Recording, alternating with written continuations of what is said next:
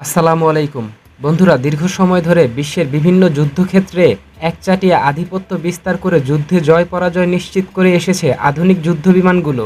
তবে ২০০০ সাল পরবর্তী সময়ে বিশ্বের বিভিন্ন দেশ মানববিহীন আকাশযান বা ড্রোন নির্মাণের প্রয়োজনীয়তা অনুভব করে। এর ফলে একদিক থেকে যেমন কমে আসবে সামরিক ব্যয় এবং যুদ্ধক্ষেত্রে পাইলটের প্রাণহানির শঙ্কা। এখন দেখুন, এই বিষয়টি আরও স্পষ্ট করে বলতে গেলে বলতেই হয়, যেখানে একটি রাফায়েল যুদ্ধবিমানের মূল্য ২০০ থেকে ২২০ মিলিয়ন ডলার, ঠিক তার বিপরীতে একটি অ্যাটাক ড্রোনের মূল্য ক্ষেত্রবিশেষে ১০ থেকে ২৫ মিলিয়ন ডলার। তাই এই বিষয়টি এখন সুস্পষ্ট। বর্তমান যুদ্ধক্ষেত্রগুলোতে ২০০ মিলিয়ন ডলারের একটি যুদ্ধবিমানের কার্যক্ষমতার প্রায় ৬০% কাজ কিন্তু ১০ থেকে ২৫ মিলিয়ন ডলারের একটি অ্যাটাক ড্রোনই করে দেখাচ্ছে। বন্ধুরা, এই জায়গায় বলে রাখা ভালো, মনুষ্যবিহীন এই ধরনের অ্যাটাক ড্রোন নির্মাণের দিকে প্রথম দিকে সবচাইতে বেশি অগ্রসর হয়েছে কিন্তু যুক্তরাষ্ট্র এবং ইসরায়েল। এখন দেখুন, ২০১৪ সালে যখন তুরস্কের কোম্পানি বাইকার টেকনোলজি নিজেদের TB2 অ্যাটাক ড্রোন সার্ভিসে এনে বদলে দেয় যুদ্ধক্ষেত্রে অ্যাটাক ড্রোনের ভূমিকা। বন্ধুরা, তুরস্কের অ্যাটাক ড্রোন ঠিক যেমন গোয়েন্দা তথ্য সংগ্রহ করতে পারে, ঠিক একইভাবে প্রয়োজনে হামলাও পরিচালনা করতে সক্ষম।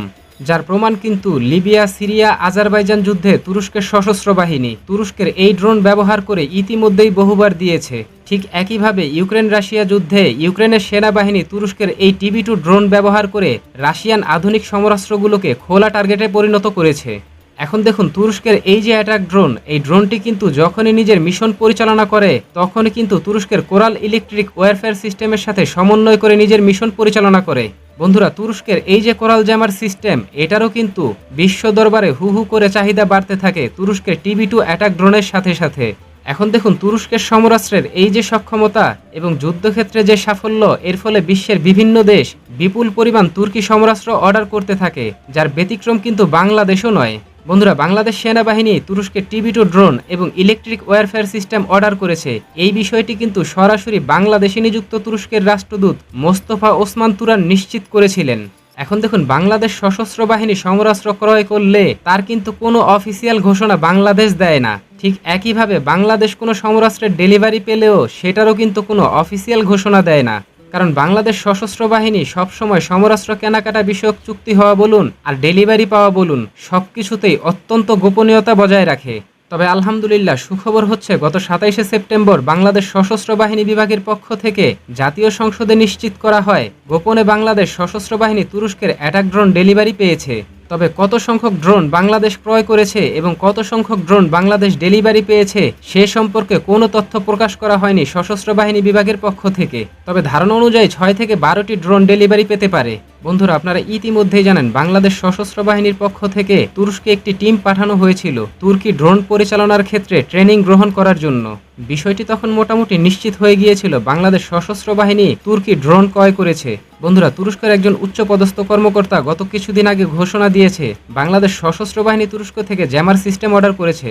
তবে তিনি এটা নিশ্চিত করেননি তুরস্কের ২০০ কিলোমিটার রেঞ্জের কোরাল জ্যামার সিস্টেম অর্ডার করেছে নাকি এর আপডেট সংস্করণ ২৫০ কিলোমিটার রেঞ্জের ভুরাল জ্যামার সিস্টেম অর্ডার করা হয়েছে।